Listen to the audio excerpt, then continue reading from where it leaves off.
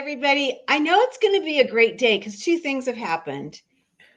A hummingbird just flew up to the window outside my studio. So that's very good luck for us. And then I have Sherry Quam Taylor on. I'm right up there with the hummingbird. I love it. Yeah, I'll take that. Yeah, it's an Anna hummingbird and just beautiful. And so, wow, great. We reached out to all of our co-hosts and said, hey, do you want to come on and do like that crystal ball moment with us, an episode where you really give us your top trends for the new year? And so the very last day of pretty much the month, we get Sherry Quam Taylor. And I'm really excited to hear what you are portending for the future. I just think you are one of I'm so captivated by your energy and your thoughts and your writing. And I just love any time I get with you. And so this is really, the hummingbird was a thrill, but you, my friend. We're humming in a different way. Oh man. I love it. I didn't know my mom loved hummingbirds, so that makes my day. I feel like that's that starts us on a good foot here. That is a nice thing. Yeah, I don't see that very often, and so it's a cool thing. They're migrating up. I say immigrating. They're migrating up from Mexico this time of year, and so there are a lot of them around, and that's a good thing. Okay, well now you've joined the nonprofit show, not the nature show. And again, we're going to talk to Sherry Quam Taylor today. But before we do that, we want to make sure that we hum on about our amazing presenting sponsors, and they include Bloomerang, American Nonprofit Academy, Staffing Boutique, Nonprofit Thought Leader, Fundraisers Friday, Your Part-Time Controller, Third Sector Company, and Clear Impact. I'm Julia C. Patrick, CEO of the American Nonprofit Academy, but more importantly, I have Sherry Quam Taylor on, one of our co-hosts and CEO of Quam Taylor, joining us. And I'm going to share this. I know this is private, but back from India, from India. If you go on to Sherry's LinkedIn page, you can learn more about her and her journey. Just came back from about a half a month, right? Yeah. In India, and just it's really profound. And it links into the nonprofit sector in so many ways, Sherry. I know it was a personal journey, but it's really, in the green room, I was just like practically getting weepy about thank you. Sherry. Well, and it's also why I saw your email about let's do a trends chat. I was like, yes, after jet lag, end of the month, I'm all yours. I'm good now. Yeah, well, and it's not easy because prognostications are like fun until the end of the year. And then you're like, what the hell did I say? What was I thinking? This didn't happen. And if you get called on it, it's the worst. Yes, so totally. But we're not going to call you on this. Thank you. We're going to lean into this. Again, Sherry Quam Taylor, CEO of Quam Taylor, and one of our intrepid co-hosts on the nonprofit show. Okay, first thing first. Okay. You're saying we need to return to fundraising fundamentals. And I'm a little taken aback by this because so much has changed from COVID. You enter into technology, a changing donor demographic, a changing American demographic. I mean, I could go on and on and on about all these changes, but you're saying, whoa, Nellie, pull back. Okay, here's my angle on this. So we always talk about this difference in fundraising between transactional and relational. It's almost just like a buzz phrase or whatever you would call that in our sector. And what I find interesting is that I feel like what's changing all the time is more of the transactional approach. Here's the new technology, here's AI, here's the new 42 new CRM companies starting, or here's the new way to give. These are all good things that are growing our organization, but I'm finding that teams who are always short-handed or short-staffed are trying to keep up with all of these new things. And it's almost as if they're, sadly, in some cases, turning into almost like glorified admin fundraisers, where they are stuck behind the desk doing a lot of these transactional fundraising activities, which some are good. Don't hear me say some aren't good, but but this is oftentimes why departments are not raising enough money, because we're going to the sparkly light and the, oh, what's new and what new feature in Chat GPT, when we want 50 to 75% of your annual revenue coming from relationships. And so what I mean by that, and I feel like this is, I would say this in any, beginning of the year trend, is fundraising is practical and it's deep relationship building. And it's literally sitting down human to human and having a conversation. And I find that this sparkly next greatest thing, here's the next technology, is just takes a hold of that, and frankly is keeping organizations from raising more money. And so I want to challenge people to get back to fundamentals of relationship building. I'm not saying don't be an expert in some of these things, but we want 50 to 75% of your money coming from me sitting down with you, Julia, and knowing you deeply, knowing that your mission for giving is our mission, and me asking you for your best gift. And that's not going to come out of ChatGPT or a special, new way to give or a text to give or any of those types of things. Okay, so I'm going to throw in that, my background's publishing and media. And for 30 years, I would run sales teams for my newspapers. And it was very easy to get into the trap of what's new and sexy in order to sell. Yeah. We need this new brochure. We need this new name. We need this new product, versus just saying, we need to develop a better understanding with what our customers need. Yes. And going out and visiting them. And I think that this is one of those fear things, Sherry, that we fear that we're afraid to pick up the phone, or we're afraid to do the ask. And so we kind of like get into our brains that we need these other things and, Yes. and the tools or whatever. And I don't want to call it an excuse, because I think it's not as simple as that. But I love you calling us out on this. This is like a tough love moment, sister. It is often, and it just kind of baffles me, Julia, when I start working with teams, and some teams are killing it too, but like, how many fundraisers are not sitting down and having relationships with their donors? They are not meeting with them one-on-one. Yeah. They don't know what they would say beyond the first meeting, where I just give them everything and then give them all my kind of leave behind. Well, what would I do in the second meeting? Well, what would I do in the third meeting? Mm-hmm. And then how would I ask them if I could ask them? And how do I know that I'm ready for that? Mm-hmm. And I just find that, we go today and Google fundraising, and it probably will come up with a list of 50 transactional fundraising ideas. And then it's like, well, major gifts is hard. I don't know any rich people. It's like, you actually all do.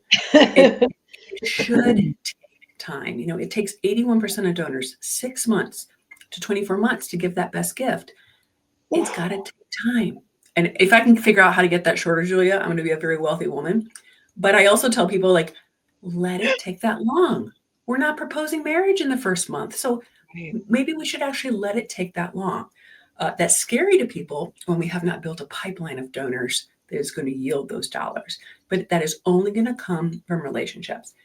Donors give their best gift. We're going for best gift because of relationships, not because of flashy campaigns. That chicken was so good at that gala. It is because it is relationships, and we are working to their best gift. Okay, so see, this makes me love you that much more. Before we go on to the next thing, tell us that stat again, because that was profound. Yes, and this is from an iMarketSmart report. 81% of donors, it takes 6 months to 24 months to take them on that journey and to be sitting down with them and asking for their best gift. And oftentimes it's like, oh my gosh, I got the meeting with the wealthy person. We're meeting at Starbucks. What are we going to do? What am I going to ask them for? We're not asking them for a thing. Did they like you? Did you like them? Yeah. Are they interested in what you're doing? Or are you a literacy organization in California and all they did was talk about clean water in another country? Right. We're not asking them in meeting one. And so this is just a skill set. I find that even I was talking kind of this difference with a prospective client's board member the other day, and he was like, "This is a real paradigm shift. from like, let's just do more events. Let's just do more appeals. I said, yeah, but it's also why 97% of nonprofits in America don't have budgets over $5 million. Right. Because they haven't made this shift. It's critical. Back to fundamentals. And so then I would say, like, to a leader listening, it's like, well, I don't know that my team knows how to do this.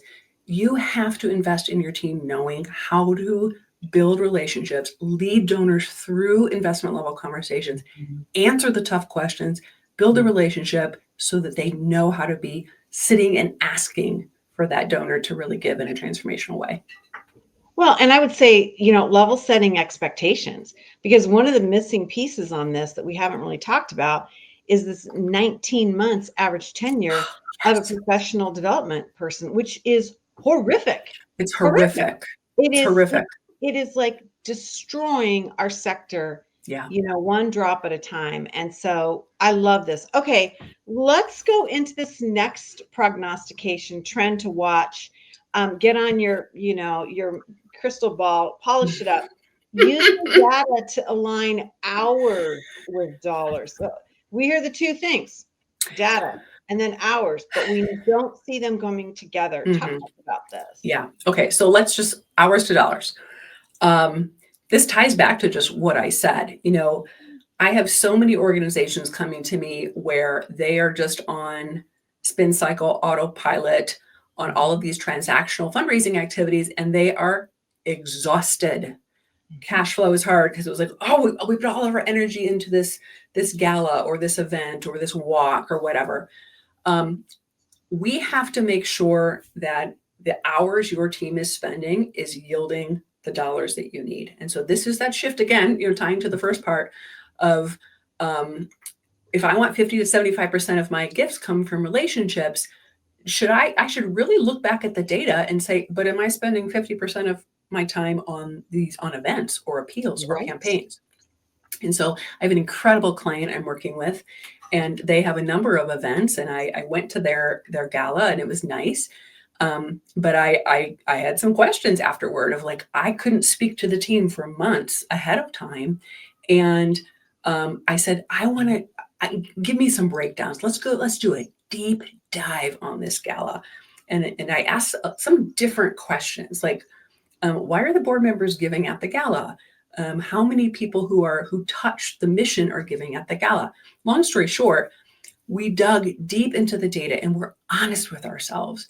And we realized that less than 20% of the revenue at the gala was actually coming from other donors that were not like family members or board members. And I said to them, but wouldn't those people give anyhow? Because they are mission aligned. They're already in with you. And so we're having this gala to bring new people into the fold and cultivate. But like it was less than 20% of the revenue was even coming from that source. Right. Very eye-opening. And so it's amazing to me how many orgs are not pausing and doing the deep dive on hours put into an event and actually putting a number behind that and saying, this is not a high ROI event. And maybe we still have it because it's an amazing cultivation. That's where we tell our main stories during the year. That is where we all come together and celebrate. Awesome. But we need to be shifting then the energy and hours we're putting into that event because it's simply handcuffing your organization and your fundraisers from doing relational fundraising. Well, and I think that we don't think this way, right? We're very like, I always say it's the old Judy Garland, Mickey Rooney, my dad's got a barn, let's put on a show mentality, right? Yes. And I'm dating myself, but the idea thank you. The thing of it is that we have these events because we've always had them and we don't really understand the mechanics behind it, nor what the outcomes are. And then I agree with you. I think we trash our teams. We make them become, entertainers and event planners and not fundraisers. We combine the two and they are not combinable, right? I mean, they really shouldn't be put together. So I love that you're like really teaching us how we can dig deeper and to understand what is the motivation behind this, and Yeah. what should we expect? Yeah. And just that simple, I mean, I'll say, what did it cost you to put this on? Oh, it didn't cost us anything. It's Oh, all sponsored. yeah, Hold the phone. yeah, Yeah. The energy, the hours, yeah. it costs you so much. And so I want to encourage people to, I know it's like, okay, gala's down, we got to move on to the golf outing or whatever. Pause, Mhm. ask the hard questions of, maybe in this year's gala, keep timesheets, be honest of how much time you're putting into this, assign a dollar amount for every staff member's hour, just to put that on top of there. Yeah. Um, and people do not do this. And so they think, oh, I don't know, it was great. We made 200K, but we put 150K of time and energy into it. That's not a good ROI. And so pause and look at the data, and look at the data differently, get an outsider's opinion, Mhm. or just like, how can we look to make sure this was worth it? Mhm. And so I just really want to challenge people to do that. I love it. And I think that for some organizations, this is going to be a tough sell Mhm. because they don't really understand how to communicate this to their boards, Yes. or even their leadership. And so I love that you kind of pulled this back to the fundamentals of fundraising, what you're doing and why you're doing it and what that outcome is. I would also argue that we see a lot of fundraising events that attract legions of volunteers. And if you go Mhm. by the federal government's, let's just say an average of $35 an hour volunteer value per hour, could those volunteers be working with front facing clients? Could Yeah. they be doing other things that really are important Yeah. versus just checking somebody in at a Yeah. gala or, Yeah. you know, that kind of a thing? I mean, it's like, wow, really, what are we doing with our volunteers Yeah. in terms of really making sure that everybody's winning? Because no. Yeah. And I think I wrote some LinkedIn posts. Thank you for talking about LinkedIn. I'm on there every day. Yeah. Um, where I was like, if your gala's numbers don't add up, stop doing it.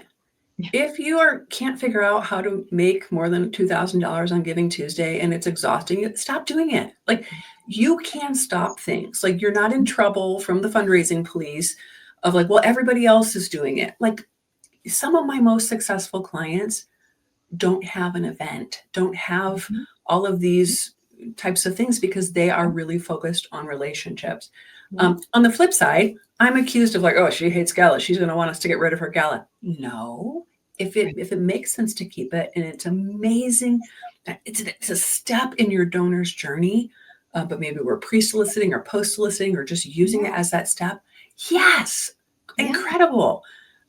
But don't leave money on the table. Not all of your mid and major level donors should be solicited at an event or through an appeal. Right, exactly. Well, I love this. And I think that I'm just so appreciative of you bringing this up because post pandemic, things are opening back up, so to speak. And so this is now a real discussion to be had, not just is it safe to gather, but I mean, it's like the dates are going fast on the Yes. weekend calendar, right? So Yes. So much, so much. very interesting. Last but not least, and maybe the most important thing, attracting donors through brand authority. I want to dig deep on this because this is something that we haven't really talked about. And when I think of all the guests that have been on the nonprofit show, this is something that is, I'm going to call it out, overlooked. Oh my goodness. This is my new favorite topic. And I say new, I've been kind of starting to beat this drum last year. So, if we think of like the rise of the influencer and all of this kind of stuff that we all see that's now in our lives, I feel or I see that there is such room to grow your donor pipeline through owning your brand authority. What do I mean by that? An example. So I'm on LinkedIn. LinkedIn is where our mid and major level donors hang out. They're where our foundations hang out. It is not LinkedIn is not grassroots support. Oh, hey, eat at this restaurant and 10% goes to us. That's Instagram and Facebook. LinkedIn is for thought leadership and brand authority, attracting investment level donors. Here's the problem. Because back to hours to dollars, we are using a potential platform that could be used to attract donors and build that know, like, and trust factor with donors. We're using it like Facebook and Instagram. My handful, and I'm going to say handful, which is why I say there's room to grow, of donors who are showing up daily. I'm using LinkedIn today as the example, talking about their expertise, expressing about the crisis they're solving, talking about the challenges they're having, the wins they're having, and truly showing up as that leader in the space and infusing expertise. They are attracting 5, 6, and wait for it, 7-figure gifts on LinkedIn because they are not hiding. They are not the best kept secret. Mm-hmm. But oftentimes when we're thinking of how do we find more donors? How do we, how do we attract, people who could give us more money? We are not, we have to speak their language. We have to show them that their mission for giving is our mission. And there is such room for leadership, especially right now in our space, to sit up and say, we are the experts at solving this problem. Homelessness in our community, let me tell you how we're going to do it. Let me tell you how you can play a role in this. And I just find that we're busy. Mm-hmm. Social media is like mass grassroots fundraising, but I'm telling you, it is not. I want to hear from my leaders and be inspired by them and follow them. And I cannot believe the revenue it's attracting. So I want to encourage everybody to stop hiding and start talking about the problems you're solving. So when you talk about this, and I'm going to invite you to take a sip of water because I can tell. Thank you. Thank you. So let me pose something for a moment to you. Are you talking about we are communicating our impact data, or that we are digging more into the mission, or calling out on policy? Because I feel like a lot of nonprofits are afraid to do this. I mean, you use the word hiding, but I feel like it's fear. They don't want to fork out somebody on the other side. So what does this look like in an environment where there's a lot of fear, and there's still tremendous fear of cancel culture and all of these aspects? Totally. So yes, I would say it's some of those things, but even things like, I have a couple prompts I give my clients. I'll say, maybe you went and spoke on a panel. Right now, I'm always on this panel, but maybe that what you need to tell people, and maybe that prompt looks like this. I have spoken on this panel for the last 3 years, and it's incredible. I always get the same question. People never understand X, and it's like, why do you think that they don't understand that? They maybe it's somebody who has. They're like, don't my tax dollars pay for this mission? Like, right. And so it's like, people don't understand how we're funded. Let me tell you how we're funded. Yep. And so these are busting sales objections. Fundraising is sales, and we're busting sales objections. Yep. And so it might be like, here's a stat that everybody's blown away when I share this stat. People don't know this.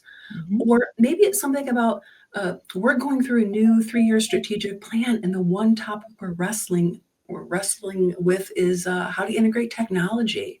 Here's what we're thinking about. What am I missing?